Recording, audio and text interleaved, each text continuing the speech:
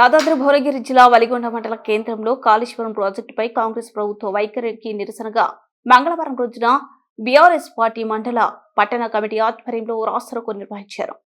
ఈ కార్యక్రమంలో రాష్ట్ర నాయకులు పైల రాజవర్ధన్ రెడ్డి, జిల్లా నాయకులు వంకల వెంకన్న గౌడ్, మొగుళ్ల శ్రీనివాస్ గౌడ్, సూరకంటి వెంకటరెడ్డి, మండల అధ్యక్షులు తుమ్మల వెంకటరెడ్డి, పట్టణ అధ్యక్షులు మొహమ్మద్ అప్రోజ్, పడమటి మమతారెడ్డి, డేగల పాంఠారి కాళేశ్వరం ప్రాజెక్టు గురించి మాట్లాడారు. ఈ కార్యక్రమంలో మాజీ సర్పంచ్లు, మాజీ ఎంపీటీసీలు, గ్రామ శాఖ అధ్యక్షులు, బీఆర్ఎస్ పార్టీ కార్యకర్తలు పాల్గొన్నారు. కేసు పెట్టడం నిజంగా ఇది కాంగ్రెస్ పార్టీ దౌర్భాగ్యం. ఒకసారి ఆలోచన చేయాలి. మరి ఎలాంటి చట్టబద్ధత లేకుండా మరి జస్టిస్ ఘోష్ కమిషన్ వేసి మరి ఏకపక్షంగా మరి నిర్ణయం తీసుకురు.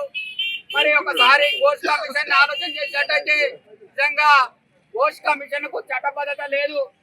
కేవలం అది ఘోష్ కమిషన్ కాదు, అది కాంగ్రెస్ కమిషన్. అది కాంగ్రెస్ పార్టీకి సంబంధించిన కమిషన్. ఏకపక్షంగా ఎలాంటి ఆధారాలు లేకుండా మరి కేవలం కేసీఆర్ గారిని ఇబ్బంది పెట్టాలి, ఈ రాష్ట్రంలో టీఆర్ఎస్ పార్టీని ఇబ్బంది పెట్టాలి, కేసీఆర్ గారిని జైలు పంపాలనే కుట్రతోటి రేవంత్ రెడ్డి మరి అలా కేసు సిబిఐకి అప్పగించడం జరిగింది. నిజంగా ఒకసారి ఆలోచన చేయాలి. ఈ రేవంత్ రెడ్డి నిజంగా ఈ భారతదేశంలో ఎంతో మంది ముఖ్యమంత్రులు కానీ ఇంత ఒక దౌర్భాగ్యపు ముఖ్యమంత్రి నిజంగా రేవంత్ రెడ్డి అనే ముఖ్యమంత్రి కేవలం కక్ష సాధింపు కోసం ఒక ముఖ్యమంత్రి పదవి చేపట్టి ఆనాడు కేసీఆర్ గారు జైలు పంపిన ఉద్దేశంతో మరి కేవలం కక్షతోటి కేసీఆర్ గారిని కూడా జైలు పెట్టాలని ఒక దుర్మార్గమైన చర్యతోటి మరి కేసీఆర్ మీద కేసులు పెట్టడం జరిగింది. ఒకసారి ఆలోచన చేయాలి.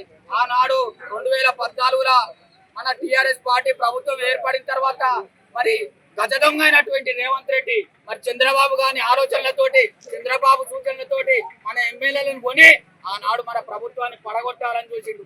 దాని కారణంగా 50 లక్షల డబ్బు సంచులతోటి దొరికిన ఒక దొంగ, ఒక బందిపోటు దొంగ ఈ రేవంత్ రెడ్డి. ఈ రేవంత్ రెడ్డికి బుద్ధి లేదు. నిజంగా రేవంత్ రెడ్డికి నిజంగా నైతిక విలువలు ఉంటే రాజీనామా చేయాలి. ఎందుకంటే కాళేశ్వరం కూలిపోయింది అంటుడు. కాళేశ్వరం 2 పిల్లర్లు ఈ రోజు 20 నెలల నుంచి ప్రభుత్వం ఏర్పడిన తర్వాత మరి కాళేశ్వరం ప్రాజెక్టు మరి రిపేర్ చేయకుండా ఎండబెట్టి ఆంధ్ర ప్రాంతానికి నీళ్లు తరలించే కుట్రలో భాగమే ఈ రకంగా చేస్తుండ్రు. నిజంగా ఇది రేవంత్ రెడ్డి పాలన ఎట్లుందంటే చంద్రబాబుకు మేలు చేయడానికి, ఆంధ్ర ప్రభుత్వానికి మేలు చేయడానికే పనిచేస్తుంది. తెలంగాణ ప్రాంత ప్రజలకు నిజంగా మేలు చేసే కార్యక్రమం చేస్తలేడు. ఒకసారి ఆలోచన చేయాలి. ఈ రేవంత్ రెడ్డి ప్రభుత్వం ఏర్పడిన తర్వాత మరి అనేక ఎస్ఎల్బిసి కడితే కుప్పగూలిపోయింది. మన అదే రకంగా సుంకిశాల ప్రాజెక్టు కడితే కుప్పగూలిపోయింది. మరి అదే రకంగా ఏ ప్రాజెక్టు మరి వాళ్ళ నైతికత లేకుండా కేవలం కక్ష సాధింపుతోటే మరి రేవంత్ రెడ్డి గారు మరి అలా కేసీఆర్ మీద కేసు పెట్టిండు. బేషరత్గా ఈ కేసును ఉపసంహరించుకోవాలి. తెలంగాణ భవిష్యత్తు కోసం అనేక కార్యక్రమాలు చేసిన కేసీఆర్ కి ఈ ప్రాంతం అంతా కూడా ఎల్లప్పుడూ అండగా ఉంటది. ఎలాంటి కేసులు పెట్టినా కానీ ప్రజాక్షేత్రంలో కోర్టుల మీద, చట్టాల మీద మాకు పూర్తి నమ్మకం ఉంది. ఎన్ని కేసులు పెట్టినా మేము కడిగిన ముత్యం వాళ్ళే మన కేసీఆర్ గారు బయటకు వస్తాడని ఈ సందర్భంగా తెలియజేస్తూ జై తెలంగాణ.